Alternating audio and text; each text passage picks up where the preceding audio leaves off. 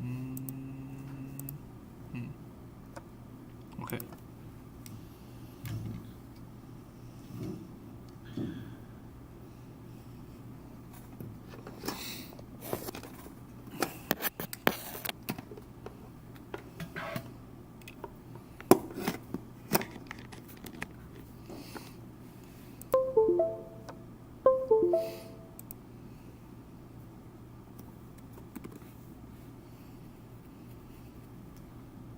Okay, I think it's time to start. So I guess before we go to chapter 9, is there any question on chapter 4, 5, etc.? So remember we will have our midterm 2 about Fourier transforms and Fourier series on next Friday. And on next Friday, no, sorry, next Tuesday we will have a midterm review, just like the midterm 1 review on Tuesday. But today, since we'll be ahead of schedule, let's just continue on the thing that we'll talk about after midterm. So yeah, but well, it's ahead of schedule, so maybe we'll start early today. But I think it's nice that we look at this first. Okay. So today, if there's no question, today we will go to the next topic after the Fourier transforms. That's the Laplace transform.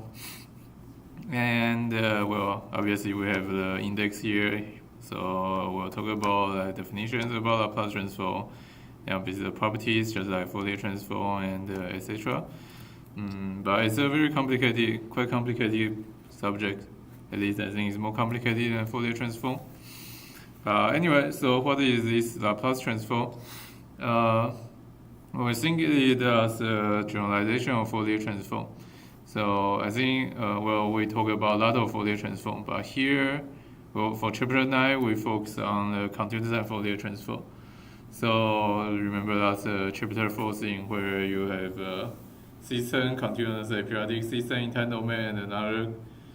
Then you do Fourier transform, you get the continuous periodic system in the frequency domain.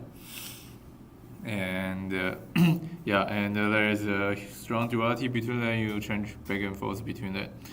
And anyway, we'll generalize the Fourier transform to Laplace transform, and we'll see that you can use it to analyze a lot of properties of your system. Okay, so maybe start with the motivation of Laplace transform. So remember, the motivation for Fourier transform was this. So at the start of chapter 3, we say that we want to study LTI system, and then we want to find the eigenfunctions to those LTI system, and we say we find out that every LTI system has the eigenfunction, those complex exponentials, e to the st, and you plug in the e to the st into your LTI system with impulse response h of t, and you find out that indeed your e to the st is the eigenfunction with the eigenvalue h of s. And you do the calculation, you find out h of s is this integral from minus infinity to plus infinity, h of t e to the minus st. Okay, and then from here we start to Fourier analysis. But remember, before we do all the Fourier analysis, we do one thing very special here. That is, we restrict this s to purely imaginary s equal to j omega. And remember, we carry this j omega all through all our notations in chapter 3 to 5. And here we see the reason, because we are going to generalize this back to s is being a complex number. And there are multiple motivations. So first, remember when we do this derivation, we didn't restrict our s at all. We just say, well, whatever s you put in, and it seems like you get its eigenfunction, and you can get the eigenvalue h of s just by doing this integration. And so you look at this integration, there is not really a reason that you need to pick s as a purely imaginary number.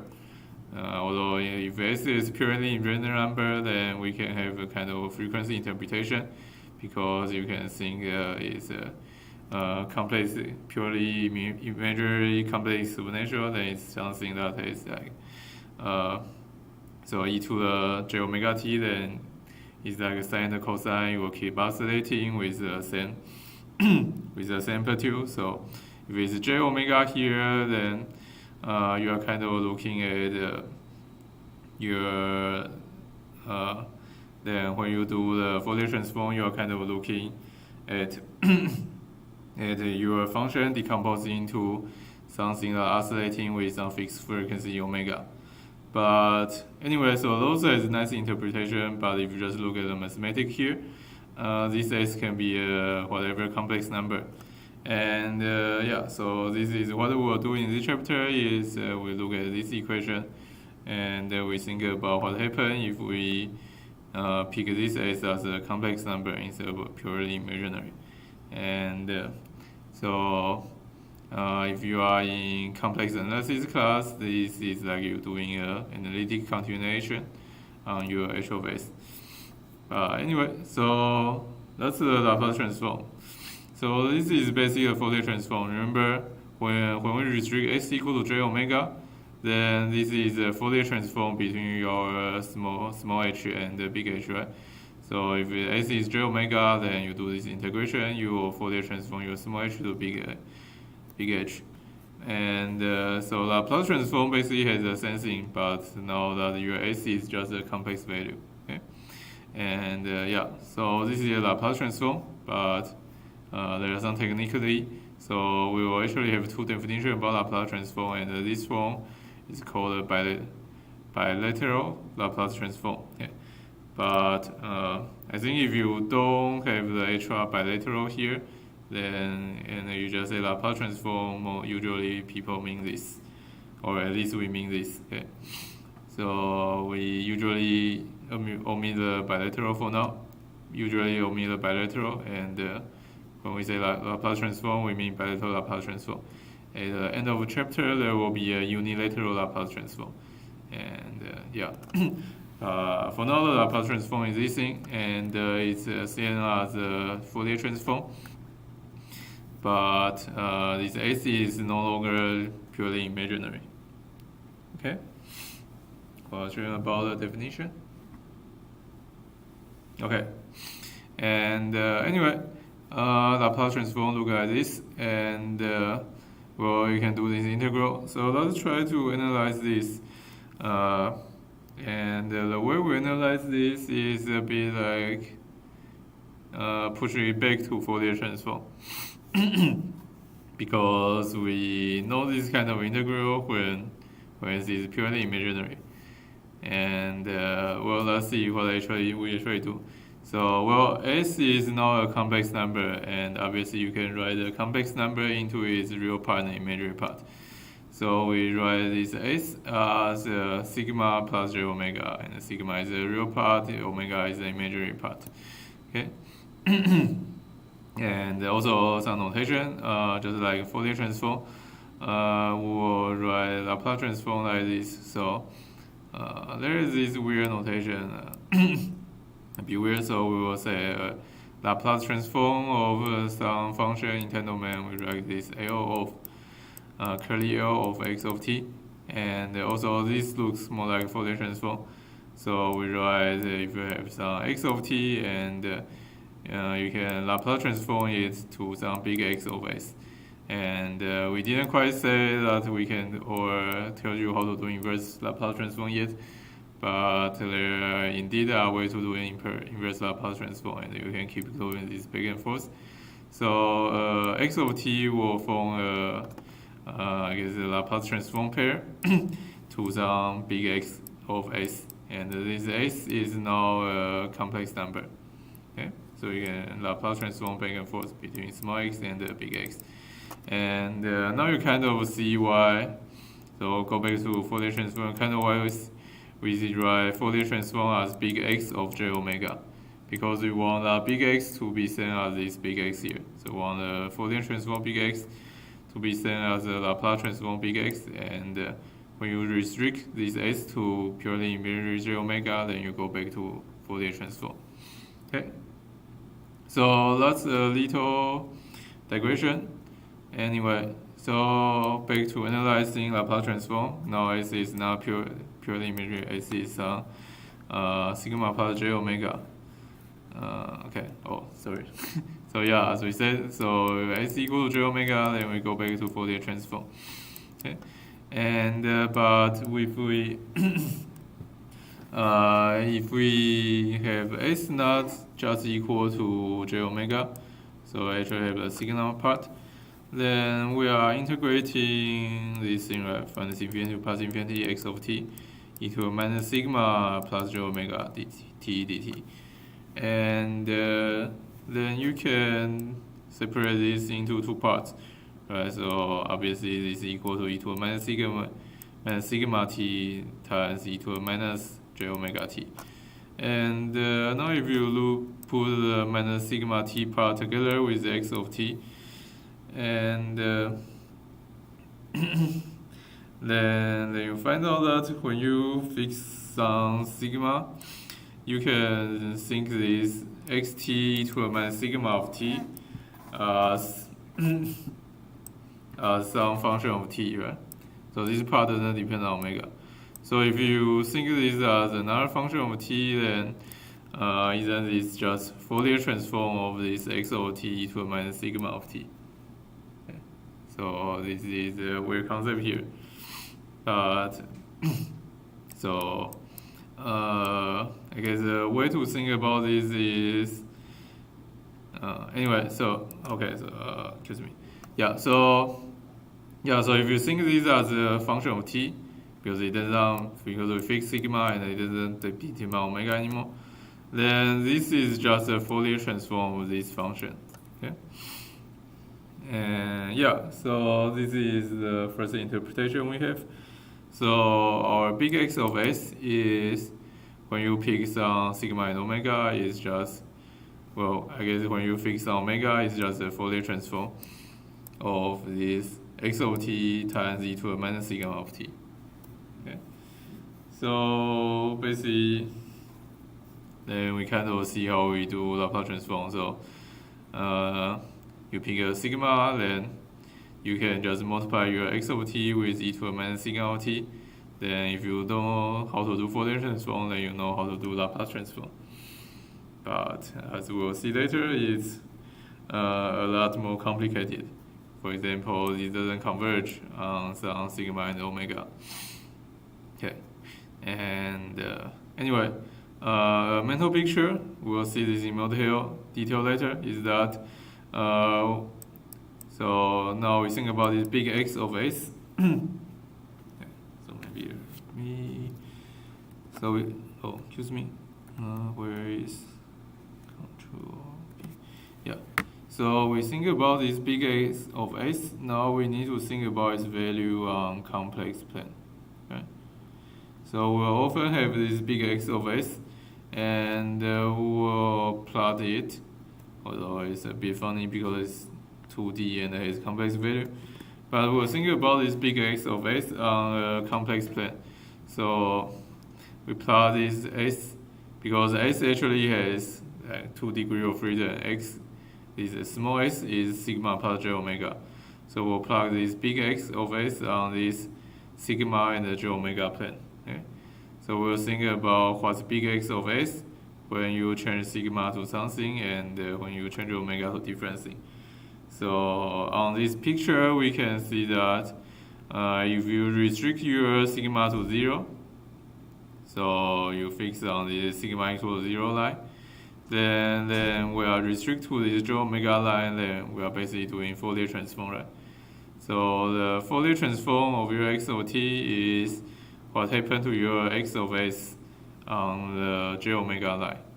And you think about when you have different sigma, then your x of s are basically Fourier transform with your x of t times e to the minus sigma t with different sigma here. Okay, so we think about this function is a whole bunch of Fourier transform, and H1 is kind of similar, but you will multiply this e to the minus sigma t with different sigma. Okay, so that's Laplace transform. Okay. Anyway, any question about the definition here?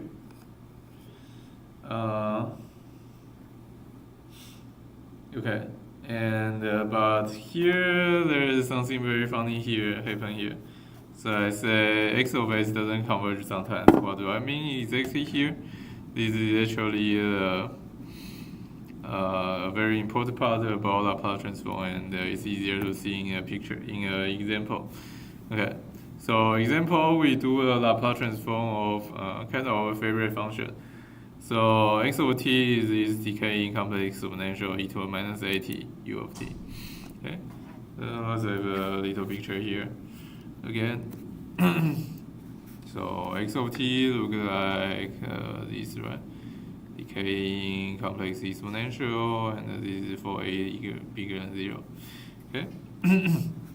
Okay, x of t look like that, and well, let's first see what is Fourier transform, and we did a Fourier transform in chapter 4, and it's pretty easy. You do integration, and this in u of t will cut your lower bound to 0, and then you have those two exponential, then you have the multiplication with exponential, you just sum over the exponent together, then you just do the exponential integration formula, you get 1 over j omega plus a. Okay, and okay, but now there is something important here is that this thing only makes sense when a is bigger than 0, because this integration only converge when you actually have a decaying exponential. If you have a growing exponential, then this thing doesn't converge, and this is undefined. Okay. So when you do Fourier transform, it only makes sense when a is bigger than 0. Now, what about we do Laplace transform? Well, Laplace transform, because it is very similar to Fourier transform, the calculations are also very similar. Okay, so instead of j omega here, you have s here, and so u of t still cut your lower bound to 0, and now you just have e to the minus s plus at. Okay, and yeah, and well, then the calculation is the same. So you do the integration here, you will also get, so instead of this j omega here, you replace this j omega with a, then you get your big X of s is this 1 over s plus a. But now the question is, we have this a bigger than 0 when that's when this thing converge, and when does this converge, and when does this converge, we need to be a little careful. So we break s equal to sigma plus j omega. Okay? So then we have the real part is e to the minus sigma plus at, and then we have the imaginary part still e to the minus j omega t. And you see that this is like our interpretation here. So this integration is we are doing the Fourier transform. So this is e to the minus j omega, e to the minus at times e to the minus sigma t. Okay. So we are doing this Fourier transform e to the minus sigma plus at. Okay, this thing about fix the sigma, then this is Fourier transform on this function. And well, we are doing Fourier transform on e to the minus sigma plus at u of t, and then just like before. So so you are just replacing this a with a plus sigma. So you have sigma plus a here, and then just like before, we want this to converge. We want a is bigger than 0. Then we think look at this integration. You want this to converge, then you want the real part to be decaying, right? So you also want sigma plus a to be bigger than 0. Okay, sigma plus a bigger than 0, and if you rewrite it, then that means that your sigma should be bigger than negative a. So just move this a to here, sigma bigger than negative a, and remember sigma is the real part of s. So your convergence condition is that the real part of s needs to be bigger than minus a, because if we want to, well, obviously we can express everything in sigma and omega, but we still want to express things in terms of s, then we can write it in this way. Right? Because in the end we write x of s, and well, one variable is easier to write than two variable. So x of s, then you see that, so you can convert this back to s. So sigma plus j omega is just s. So x of s is 1 over s plus a, and it converge only when real part of s is bigger than minus a. And this is the part where I talk about it sometimes converge. So you see that when you write this x of s, it can be converge only on some part of s, right? So that's different from Fourier transform. So for Fourier transform, although there are some weird functions, we think when we say it converge, we think it just converge everywhere. It converge for every omega. But for Laplace transform, it can be converged for some s, but not converged for other s. Okay? That's a very different part between Laplace transform and Fourier transform. Yeah. And okay, and you might probably guess, just like Fourier transform, this is a very important pair of Laplace transform, because all the solving differential equation, etc. thing, you need to use this Laplace transform. So this is the Laplace transform you need to memorize, just like this is the Fourier transform that you should probably memorize. Okay? So please remember x of t to the minus at of t. You do Laplace transform is 1 over s plus a, and it's converging this we'll call the region of convergence. Is real part of s is bigger than minus a. Okay? So this is a Laplace transform you should memorize, and you are going to see it again and again throughout the whole chapter. Okay? And yeah, then for example, we can take a equal to 0, then your big S will be 1 over s, and your x of t will be unit step function. So it's a bit funny. X of t or a equals 0, obviously you just left with the unit step function. So unit step function will have this very simple Laplace transform 1 over s, and it's only converging when your real part of s is bigger than 0. And you can think about the Fourier transform of the unit step function. And there is something funny, but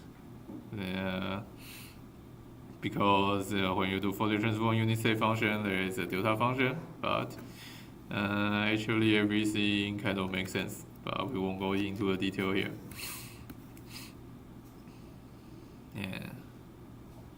And yeah, anyway, as we said, once again, this is the Laplace transform converge only when the real part of s is bigger than minus a. When we do this Laplace transform over e to the minus at u of t. Okay, so any question on our first example here? We do the brute force calculation, and we found out that we know how to do integration for this exponential function. Then we do integration, and we find out that integration sometimes converge, sometimes it doesn't converge. Basically because you are multiplying this e to the minus sigma t with different sigma. And if you have enough negative sigma, then we kind of converge. Okay. Okay, so this is our first Laplace transform example. And then we are going to see a very funny example. Okay, so it's Laplace transform of a very similar function. This x of t equal to minus e to the minus times e to the minus at. So the similar exponential decay, but now our u is u of minus t. So we are cutting off it on a different part. So instead of state function are cutting only a positive t. Now we are cutting to a negative t. And we don't want this thing to blow up, so hopefully this look like this, right? Okay, so we have a u minus t, and but we also have e to the minus at, so hopefully it decays only when a less than 0, like this thing. Okay, and anyway, so that's the function. Oh, sorry. I also have a negative side, so it's very funny. So I should draw like this. It's negative. When a is less than 0, it's like this thing. Okay. Anyway, so that's the function. Its look isn't too inspiring. But what's interesting is what happened when we do the Laplace transform. So yeah, we can do the similar calculation. So Laplace transform, we do the integration minus infinity plus infinity, e to the minus at, e to the minus st, e to the minus, so this function e to the minus at u minus t times e to the minus st dt, and so u minus t will cut your upper bound to 0.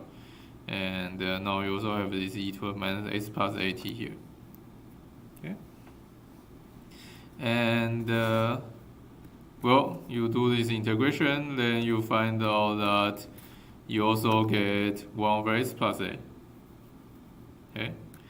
Now this is funny because we just see another function with x of s equal to 1 over s plus a. And this function obviously looking different, also have a Laplace transform 1 over s plus a. Okay, so what's the deal here? The deal here is that the convergence requirements are different. Okay, and so what's the convergence requirement? Remember when we say this, we want this a less than 0. And so you look at this function, we are integrating from minus infinity to plus infinity. So we actually want this part to be bigger than 0. That is, we want this. So we want the minus s plus a to be bigger than 0, and that means we want the s plus a to be less than 0. Okay, or the real part. Sorry, the real part of s plus a we want to be less than 0. So actually like a decay to negative infinity. Okay.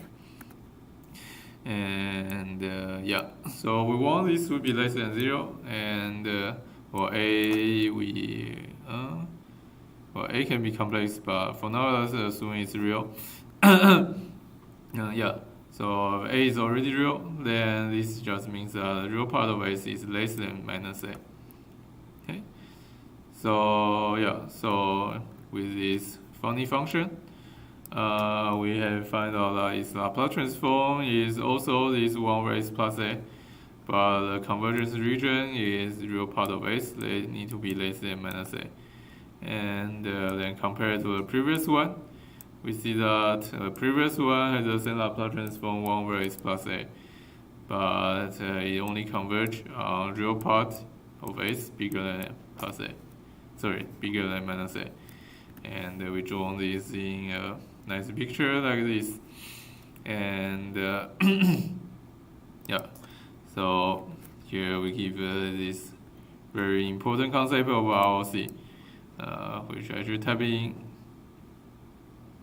Maybe I should type more words, but anyway, so we see that we have this region of convergence.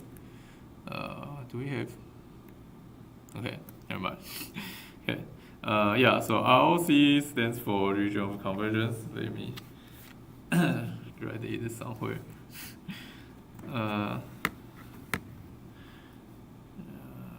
ROC is region of convergence. It's not political at all. And yeah, this is a very important concept in Laplace transform. And as we said, we don't have this concept in Fourier transform. In Fourier transform, we can remember we call about the convergence. We say if you satisfy Dirichlet condition or anything else, then it's converging on whole frequency line. But that's not true in Laplace transform. In Laplace transform, we have this region of convergence idea, where say for this function x of t equal e to the minus at of t, you only converge on the part where the real part of your s is bigger than minus a. And on the other hand, when you think about x of t equal to e to the minus at u of minus t, then region of convergence is only e to the minus on the part where your sigma is less than e to the minus a. Okay. And the funny thing is, so the algebraic part of your Laplace transform, this 1 over s plus a, is same as each other. Okay. So on the complex frequency domain, you have the same expression. But obviously in the time domain, those two functions are different. So how can they Laplace transform? How can you have Laplace transform of two different functions to the same function in a time domain? So two different functions in time domain Laplace transform to the same function in frequency domain. That's because you are distinguishing them by the region of convergence. Okay. So it's very important when you write your Laplace transform to specify the region of convergence. As you see in this example, you can have the same algebraic expression, but if they have different region of convergence, then they are Laplace transform of different functions. Okay, and yeah, so the retext here. So the RC is an important part of your Laplace transform, and when you write down your Laplace transform, you need to always specify the region of convergence. Okay, any questions so far?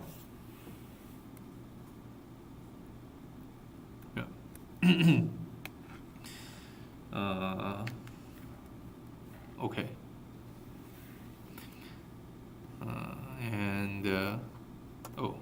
So something.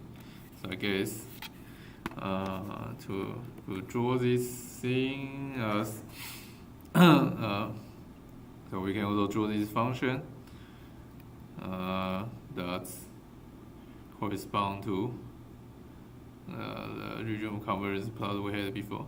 So we have an a bigger than 0, then this function is like this, right? So a bigger than 0, then you can go to infinity when t goes to minus infinity. So this is something very diverging. But the funny thing about Laplace transform is you can always tune the sigma around. And as we see from our calculation later, so even for a bigger than 0, so this very diverging thing, you still have a region of convergence. So you only need to make your sigma negative enough. So yeah. So you only need to make your sigma negative enough so that, remember, your function will look like this, e to the minus sigma t times x of t. So I guess here is more, yeah.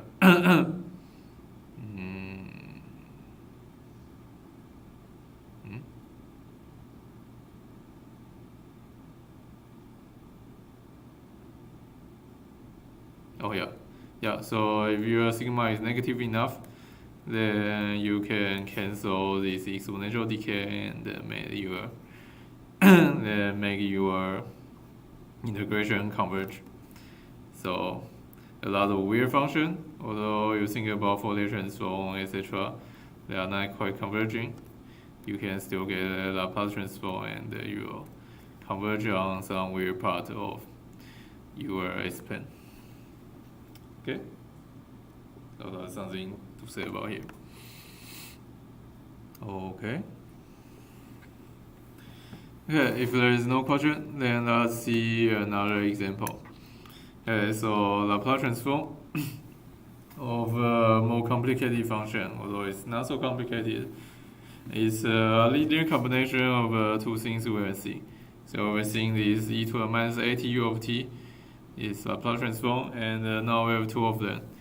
with linear combination. So we have this a equal to 2, a equal to 1, and the coefficient 3 and the minus 2.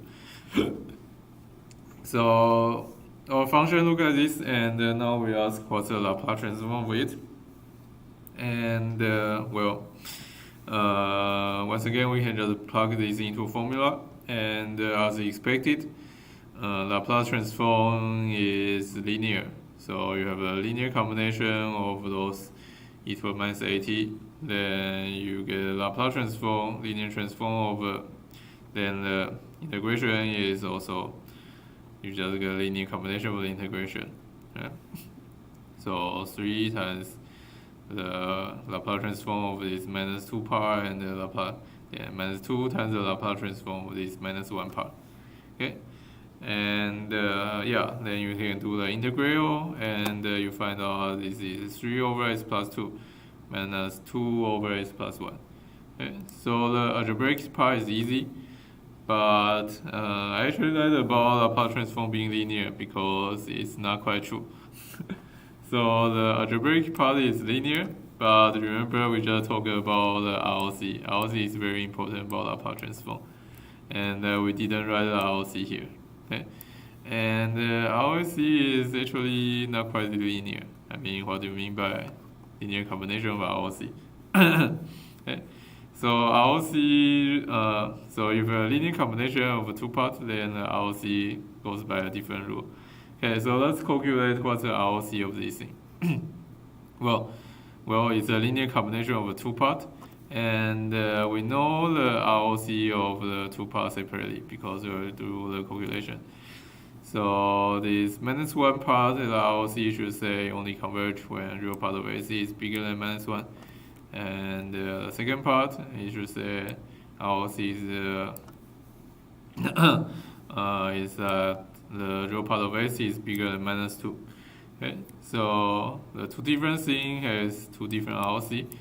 And now we think about when we add them together, what should be the ROC? And okay, so this is not one, and in this case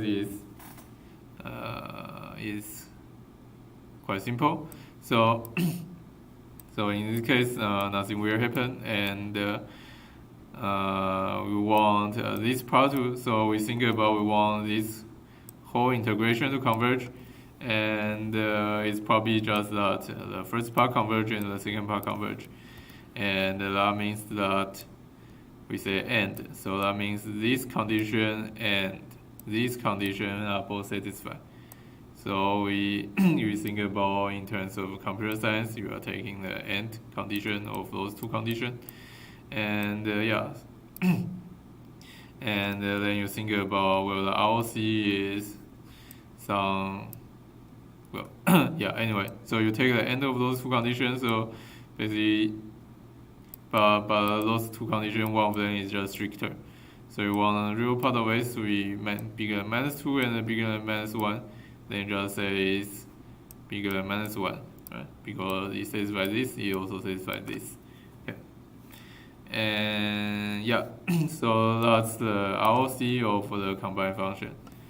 It's basically the intersection of those two ROC. And in this case, one of them is a subset of each of the other, so we just take the smaller one. So we take the real part of AC is bigger than minus 1, and that's the ROC. So as you see, when you do linear combination and then take Laplace transform, something funny happens. So the algebraic part, you can easily just do the linear combination. But ROC, you need to think carefully. You need to think about different part, ROC for different part, and then you take the intersection of the ROC. Okay. Any question?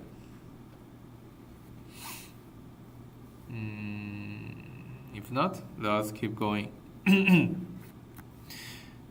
And so next example, then we see, so e to the minus 2t u of t, and e to the minus t times this cosine 3t, so a favorite cosine function, and e to the minus t cosine 3t u of t. And as usual, we see cosine function and we just break them into complex exponential with the reverse order. So cosine 3t, you have this e to the 3t and e plus e to the minus 3t. Yeah. And if you break it cosine into exponential, then you can complex exponential. So this minus t is just minus 3 minus 3j, and this minus 1 minus 3j, and then you have minus 1 plus 3j here. Yeah. So we are just breaking cosine into complex exponential, then combine the complex exponential here. And well, in the end, you got 3 terms with complex exponential. And now we know how to do the Laplace transform of those individually. Okay? And well, here we write yeah. And so we do Laplace transform, and so the integration part, you just have a linear combination, and it's all in the form of e to the minus at of t. And so you just write down the formula. You have 1 over s plus a, so a equal to 2, and 1 minus 3j, 1 plus 3j. And ROC of the 3 part we also know. So ROC is the real part of s, bigger than minus a, and so minus 2. And okay. And okay, but now it's actually a little different, because now our a is complex. But so before we always say a is real, but so technically we don't know this, but you can easily just do the similar calculation as in this 9.1, right? So yeah, so you can replace everything with a being complex, and do similar calculation, and you find out that if a is complex, only thing change here is that you replace this minus a to minus real part of a. Okay, so maybe let's write it here, make it easier. If a complex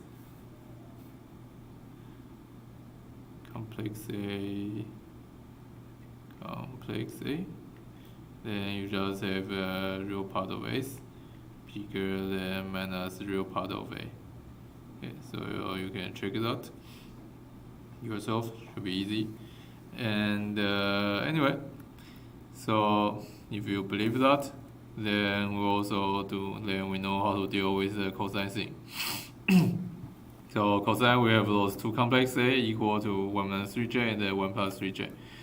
And so the algebraic part is all this 1 over s plus a, and the ROC is just real part of s bigger than negative real part of a. So negative real part of a is negative 1. Okay? Anyone buy that?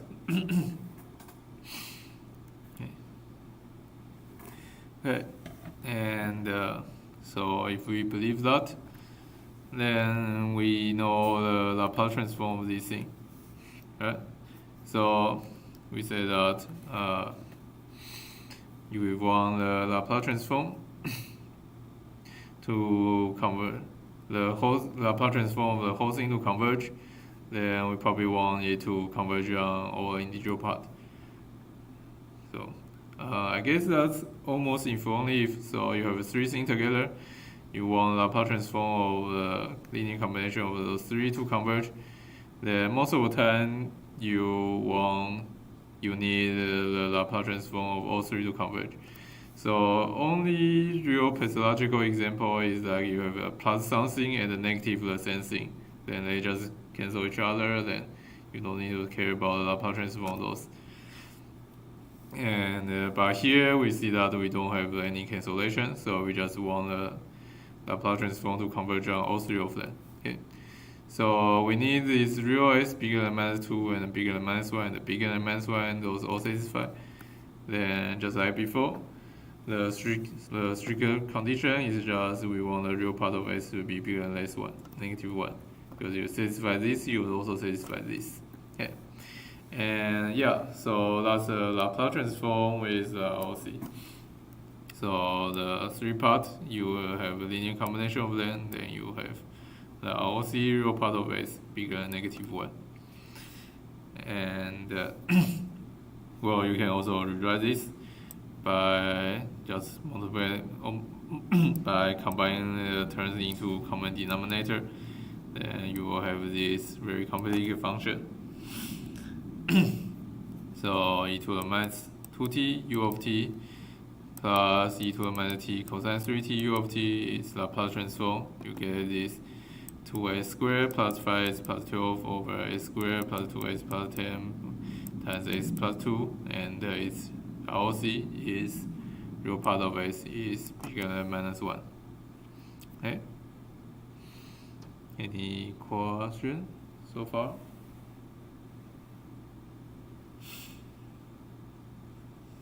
Okay. And so you see that we multiply all those three individual terms into this huge rational function. And we have been talking about rational function in chapter 4, and what do they actually mean is this thing. So, and this is kind of why we want to multiply all this here. So this is a rational function, means that it's a polynomial divided by another polynomial. Okay, so I guess we also talk about this in partial fraction expansion. Okay, so whatever there is a function that's a polynomial divided by another polynomial, then we call it a rational function. And so remember, in chapter 4 and chapter 5, we have the rational function for something funny. In chapter 4, we have the rational function for, well, in chapter 4 is x equal to j omega, and in chapter 5 is x equal to e to the j omega. Right. So we had those funny rational functions when we solve the constant differential equations. And anyway, those are rational functions, and you see that or this funny example, we do Laplace transform, then on the algebraic part we get a rational function. And actually every example we have seen, the big X of x is a rational function. Okay? So, well, if we talk about generally, not every Laplace transform is rational, but a lot of signals will have a rational function Laplace transform. Okay? And so we'll spend quite a few time analyzing Laplace transform that is rational. And so, for example, we see that you will have a linear combination of complex exponential. Then your x over t will complex exponential with cutoff. Then your x of s will be rational, because, well, complex exponential like those, although, so it's more like complex exponential is cutoff.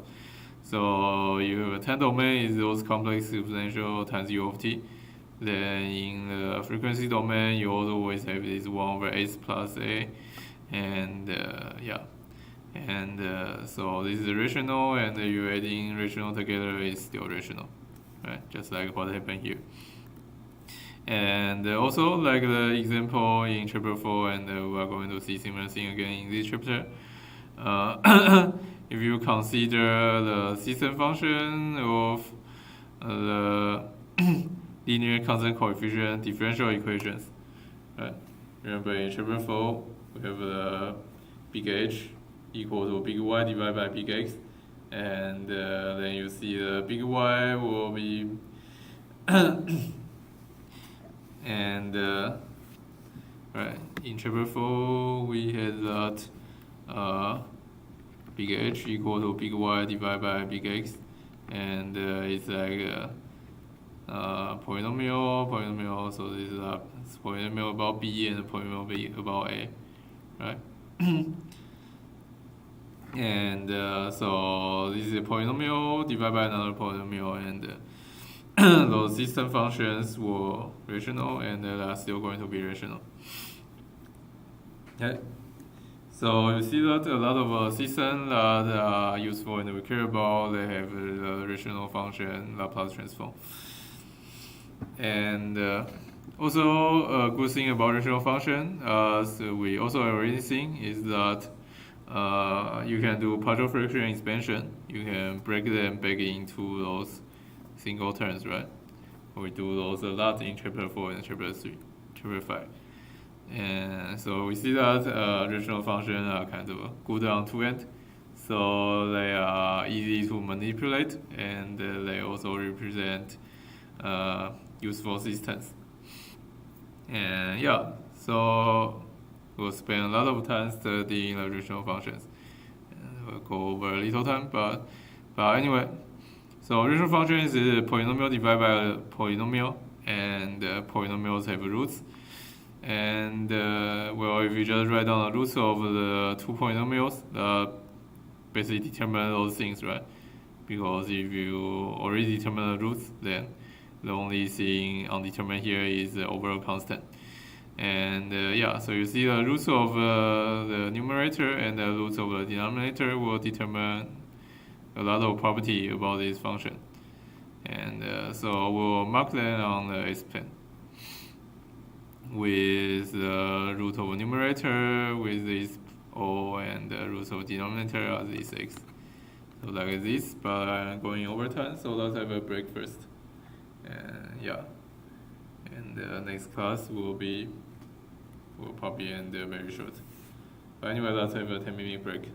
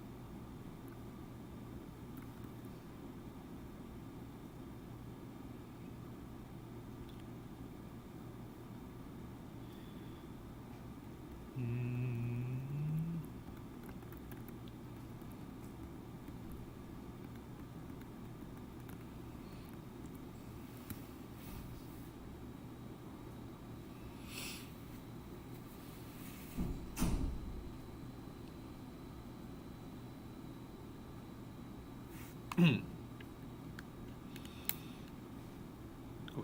hello. Okay, let's get back.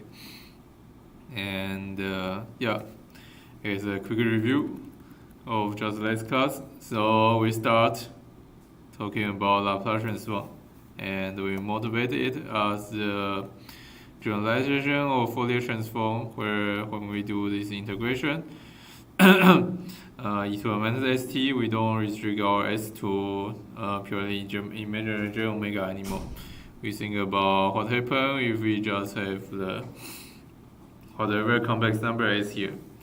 And it's still an integration over t, and we find out that we can do this integration, at least on nice functions, but theoretically we can usually do the integration, but sometimes the integration doesn't converge, and now the convergence is on funny behavior. So unlike Fourier transform, where when we do integration on Fourier transform, is either converge on omega or doesn't converge on omega. When we do Laplace transform, it will converge on some region of S, and that is what we call the region of convergence. And we found out that the region of convergence is a very important part of the Laplace transform. So for example, we can have those two complex exponential functions. They are different because they are cut off either at the plus part or the negative part. Also, there is a difference in negative sign. But we found out that those two functions, although they look very different, they have the same algebraic part of the Laplace transform. So they all Laplace transform into this one where S plus A. But they have different region of convergence. So the first function here, which looks monomal, is e to the minus au of t. It has a region of convergence, real part of S, bigger than negative the real part of A. And the other one, which is cut off to the negative t part, it has the region of convergence, real part of S, less than negative real part of A. So the region of convergence kind of complement each other. So this is funny. And then we see that when we take a linear combination of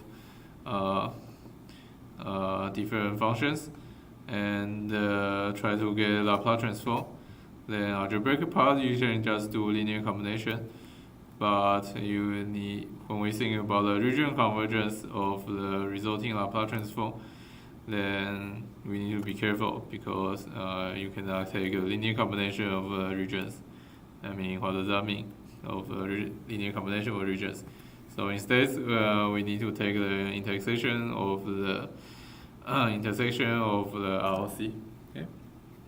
Well, most of the time you want to do this because you want, unless there is some really weird cancellation. Anyway, the idea is that you want every little part of this to converge, so your Laplace transform will converge. Okay.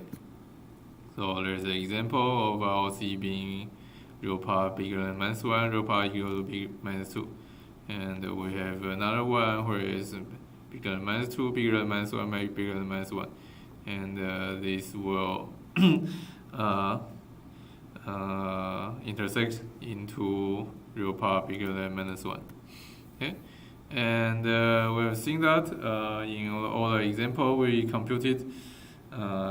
It has a very special form where the algebraic part of the Laplace transform is these rational functions.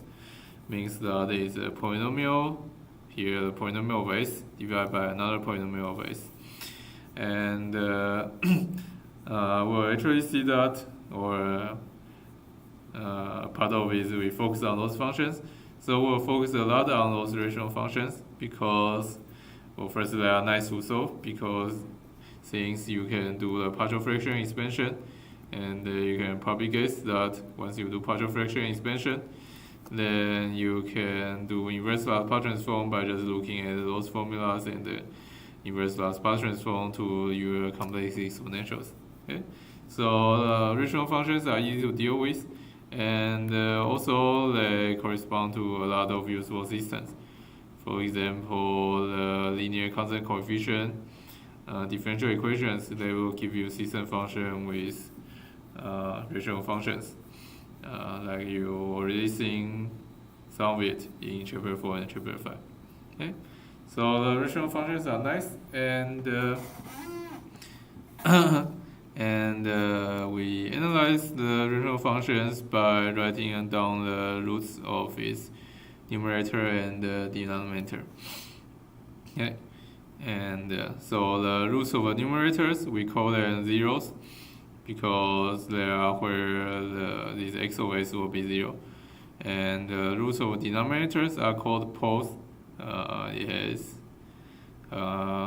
It's harder to explain this because it comes from complex analysis. But anyway, those will be the poles of these x's. And you can think about us where the singularity of this function happen, right?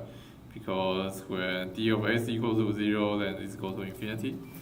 And they are called poles for reasons. Anyway, we'll mark the zeros with the circle on our picture, on our S-plane, and mark the poles as x on our plane. And so we'll draw our region of convergence, zeros and the poles on S-plane for a lot of Laplace transform like this. Okay. So for example, this one is the which one is this? Okay, so this one is this 3 e to the minus 2 minus 2 e to the minus 1. And so you write it in the rational form, you find out it is s minus 1 over s squared over this s plus 1 times s plus 2. So it has 0 of this s minus 1 and 1. And a pole at minus 1 and a pole at minus 2. And I find out that the region of convergence is cut off at this pole at minus 1. And similarly, this cosine example is very complicated like this. And if you try to factorize this thing, then you find out that it has 2 0 at, somewhere here. And it has 3 poles. So a pole at minus 2 and 2 complex pole at, let's go back. So 2 complex pole at this, so s equal to minus 1 plus 3j and minus 1 minus 3j. Okay, so it's 2 complex pole here, but those 2 complex pole has real power equal to minus 1, and you see the ROC is cut off at this real power equal to minus 1, and ROC is all this part. And yeah, you have 2 0 here. That's, you can calculate them by solving the upper part, by factoring the upper part. Okay. And there is something extra about the poles and the zeros I want to talk about. I guess it's also come from complex analysis. That is, so if you think about factoring polynomials, then you just have roots at whatever finite value that are the roots of polynomials.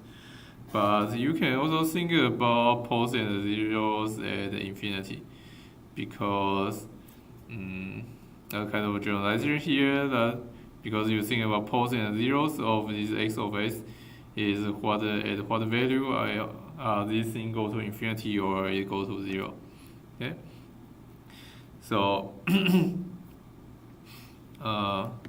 if this thing go to infinity at s go to infinity, so actually have small s, but anyway, so those s should be all be small s.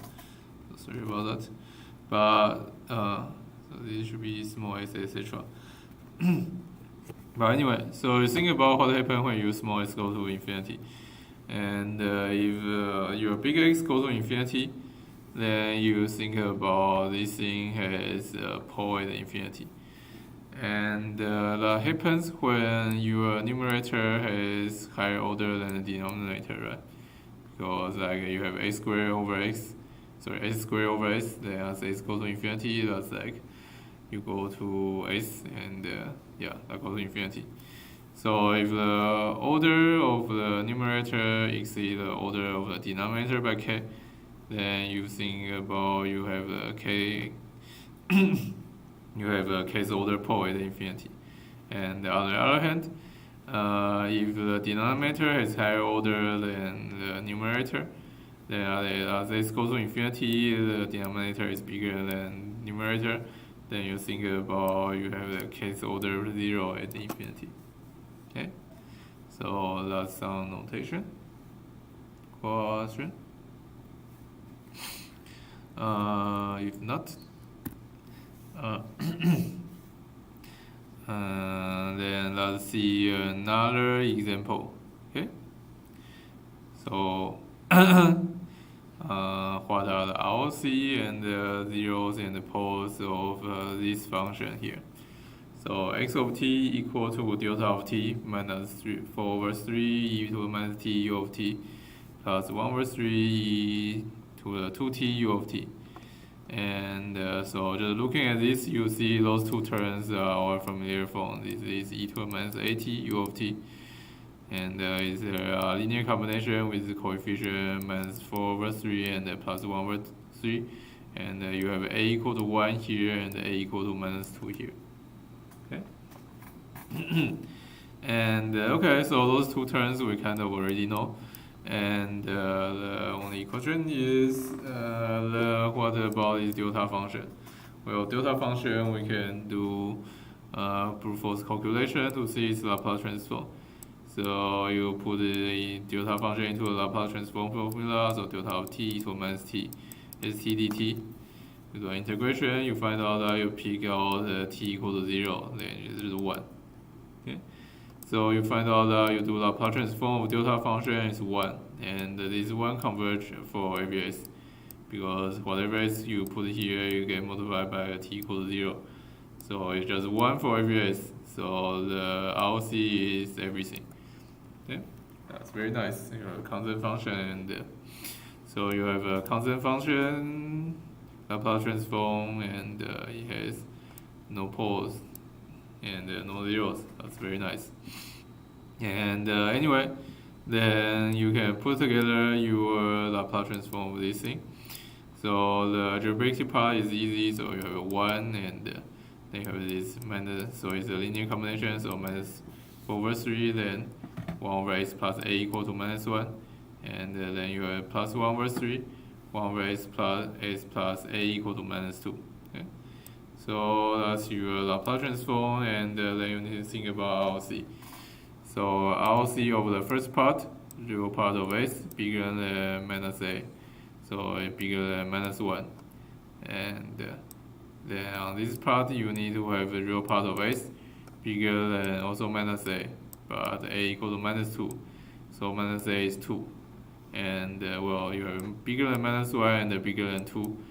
So the stricter of them is the real part of s bigger than 2.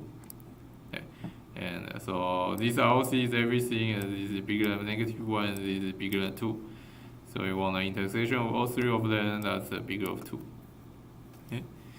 So yeah, so this is your Laplace transform, the algebraic part, and the ROC. And but we just talked about rational functions, so let's write this in terms of a rational function. And here we skip all the calculation. Hopefully we didn't make a mistake. But you write it in rational function and factor them, and it should equal to s minus 1 squared over s plus 1 and s minus 2. Okay, so does this make some sense? At least we have the s plus 1 and s minus 2. So the denominator should only have those, and that makes sense. And hopefully the numerator is correct. I guess we can do also another sanity check. So what should the order of this thing be? So the order of this thing should be, so the highest order should come from this 1 here, because all those things the numerator has smaller order than the denominator. So the highest order comes from this 1. So the highest order should be s squared over s squared equal to 1. Okay, so let's check out. and hopefully other things are still correct. And anyway, we have the real part of s bigger than 2. And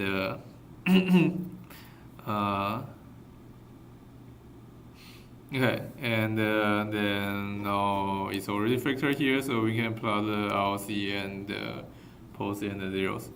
So the zeros are the roots of the numerator, and it has 2 roots at 1, so we do the 2 circle here. So 0, 2, 0, and here, and 1. And the poles are the roots of the denominator. So 1 root at -1 and 1 root at -2. Okay. And the ROC is bigger than 2. Okay. So you can kind of see a trend of ROC that you always cut off at some poles of your original function, and that's actually a general thing. Okay. And okay. No, also we just talked about poles and the zeros and the infinity. So for this thing, because the numerator and denominator has the same order, then so there's no poles and no zeros and infinity. And okay, any question? Then I think it's about how much I want to talk about before midterm, but let's talk a little more. Okay, so let's talk a little more about ROC. So because we're seeing a lot of ROC, so maybe let's skip the proof but talk about a few results. So let's see the first property. So the property, we talk a lot about this. The property 1 is that the ROC of x of s consists of strips parallel to j omega axis in s plane. That means that if whatever sigma is in ROC, then the whole straight line will be ROC. Okay, so that's what I mean by strip parallel to j omega axis. That means for the same sigma, we think about we fix on same sigma, then the whole j omega line for that sigma should be ROC. And this really comes from the fact that we keep talking about previously. That is, we say that when we do Fourier transform, we think about if so Fourier transform is the sigma equal to 0 line, and we say that if our Fourier transform converge for some omega, then we think about it converge for every omega. And if you think about this carefully, it's a bit tricky because sometimes your Fourier transform is delta function, and you wonder does delta function actually converge on the infinite spike? But anyway, that's our interpretation here. Yeah, so we think about Fourier transform is always either converge on the whole line or not converge on the whole line. Although we never say anything about not converge on the whole line thing, right? But anyway, so we skip the detail, that's what we assume here. And here is something a bit more troublesome. So our justification here is that, well, basically we go back to ROC. We think about Laplace transform of x of t for some fixed sigma is just a Fourier transform of this x of t times e to the minus sigma t. And okay, so here we have a questionable interpretation. Okay, but anyway, so this goes to the Fourier transform either all converge or all not converge. And here we have a questionable justification says that we think this whole line converge when this thing is absolutely integrable. So this integration minus infinity to plus infinity x of t to minus sigma t dt is less than infinity. And this is questionable because, so first this makes sense because this is one of the Dirichlet condition. So we say that this is the first Dirichlet condition, right? So the thing is absolutely integrable, and then it's very likely that the Fourier transform converge. But if you think a little too hard, then you realize there are two other differential conditions. So if you satisfy this, but your function is better enough, it might still not converge. But anyway, we ignore the very pathological case, and we kind of think that if this is satisfied, then then the Fourier, then if this absolute integrable condition is satisfied, then then your Fourier transform converge. Okay. And okay, but back to the important thing is that you look at this thing and you realize that this only depends on sigma.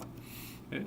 So if this is satisfied for one sigma, then as we said, we think about the Fourier transform should converge for every omega, and because it converges for every omega, so then our property 1 satisfied. We think the ROC consists of strips. That means for one sigma, if it's convergent on some point, it's convergent on every point. And if it's not converged, and well, I guess, okay, and then if you go the negative converse, then because it converges on one point, it converges on every point, then it's not convergent on one point, then it's not convergent on every point. So anyway, it's in the form of strips. Okay? People buy this. Although, yeah, so it begs to a property that we don't quite justify in Fourier transform, where we say the Fourier transform is converged either on every part or on no part.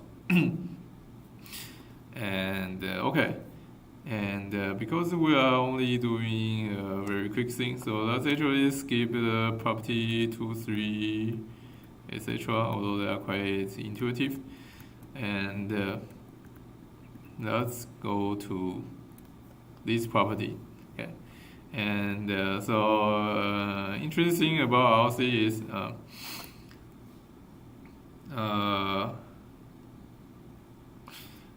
so we already say that ROC are composed of lines, and actually they are kind of very compact. So you can prove that your ROC is going to be a strip, but sometimes it go push to plus infinity to or negative infinity. Okay. And okay, so here we'll just say this and let's finish here. But ROC will mostly look like, so say you have a rational function that you have two poles, and so they will usually look like this. So it's like confined between poles and like this, and there will be one strip of ROC for your function, and yeah, and the important thing here is that there is only one strip, so you cannot get like ROC on this side and ROC on this side. That's not allowed. And so there's one strip, but also the boundary can be infinity. So like the example we see before, we have the ROC looking like this one strip from one pole to infinity, and we'll see later that there will also be ROC that look like confined by a pole and go to negative infinity, etc. And we'll also have the property that if we are going to resolve functions, then your ROC are always bounded by the poles. Okay.